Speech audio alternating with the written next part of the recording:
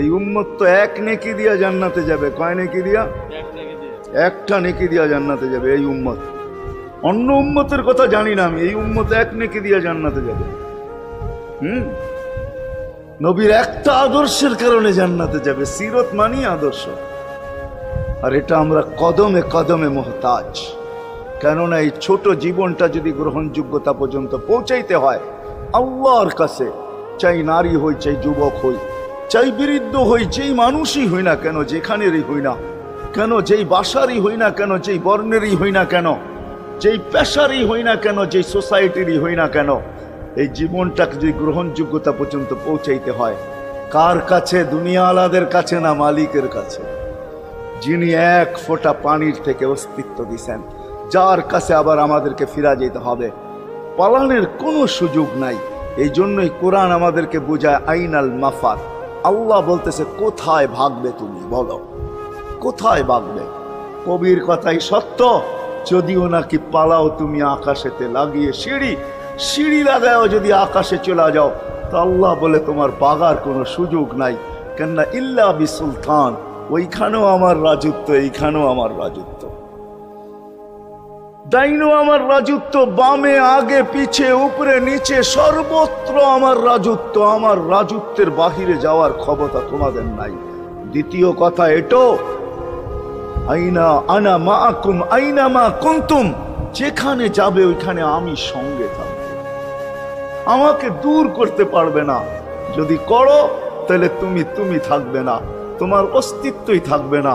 কেন আমাদের ভিতরে আল্লাহ নাই বটে, কিন্তু আল্লাহর একটা পাওয়ার আছে যেটাকে রূহ বলে। কুলির রূহ মিন আমরি রব্বি।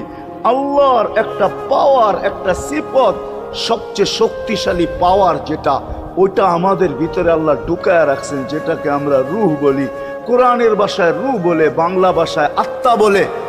যেটাকে আমরা আত্মা বলি ওটা আল্লাহর হুকুম ছাড়া কিছু না। আল্লাহ বলে ওটা মনে করে নাও আমি তোমার ভিতরে আছি, কেন এটা আমারই জিনিস। কুলির রূহ মিন আমরি রব্বি। আমাকে পৃথক করলে আর তুমি থাকবে না। তখন তোমার চক্ষু থাকবে আইন লা তানজুর, তোমার চক্ষু থাকবে দেখবে না। উদুন লা তাসমা, কান থাকবে শুনবে না। লিসান লা তানতিক, জবান থাকবে কিন্তু জিহ্বা থাকবে কিন্তু বলবে না। আকলুন লা তুমাইয়িজ, তোমার মগজ থাকবে ভালো মন্দ বুঝবে না। কলব লা তাতাফাক্কার, দিল থাকবে কিন্তু চিন্তা করার ক্ষমতা তোমার থাকবে না। ইয়াত লা তাফতিশ, হাত থাকবে ধরবে না। রিজল লা তামশি, পাও থাকবে চলবে না। তুমি হবে লাশ। ওই আল্লাহ পর্যন্ত যদি গ্রহণযোগ্যতায় পৌঁছাইতে হয়, ওইখান থেকে বাহির হয়ে গেছি। ভালো তো বাসি, কিন্তু আগেরটুকু জানি না। ও মেরে দোস্ত, শুধু ভালোবাসলে চলবে না। আবু তালেবের চেয়ে বড় ভালোবাসা আপনার আমার ছিল না। সাহাবাদের মতো ভালোবাসা আপনার আর আমার নাই। আছে নাকি? হ্যাঁ, আবু তালেবের মতো ভালোবাসা ছিল। চলেন শর্ট করি। আবু তালেবকে নিজের হাতে আল্লাহ রসুল কবরে রাখছেন। যখন রাখতেছিলেন তখন চিৎকার দিতেছিলেন, আম্মি মা তারাক্তালি সাবিলা, চাচা কোনো রাস্তা রাখলেন না আমার জন্য। বলছিলাম কলেমা পড়লেন না। বলছিলাম ঠোঁটটা হেলাইলেন না। বলছিলাম চুপ থাকেন, তাও থাকলেন না। সর্বশেষ একটা চিৎকার দিলেন, আলা মিল্লাতি আব্দুল মুত্তালিব। আব্দুল মুত্তালিবের ধর্মের উপরে চলে যেতেছি। এই কথা বইলা দুনিয়ার থেকে বিদায় নিলেন। চুপও যদি থাকতেন তো আমার জন্য কোনো সুযোগ হইতো। চাচা, ও চাচা, আমার জন্য কোনো রাস্তা রাখলেন না। ভালোবাসা কাজে দিবে না।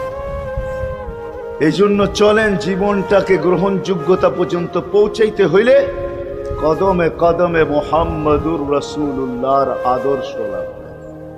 যেটাকে আরবি ভাষায় সিরাত বলে, যেটাকে কেরিয়ার বলে। আল্লাহর রসুলের কেরিয়ার লাগবে, আল্লাহর রসুলের আদর্শ লাগবে, আল্লাহর রসুলের সিরত লাগবে, আল্লাহর রসুলের চরিত্র লাগবে। এই জন্যই আল্লাহ কোরআনে বলছেন, লাকাদ কানা লাকুম ফি রাসূলিল্লাহি উসওয়াতুন হাসানাহ।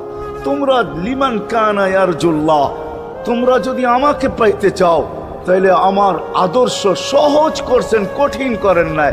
আল্লাহ কঠিন করতে পারতেন, আল্লাহ সহজ করছেন। কেননা আসলে উদ্দেশ্য ছিল আল্লাহকেই মানা, আল্লাহকে মানা উদ্দেশ্য ছিল।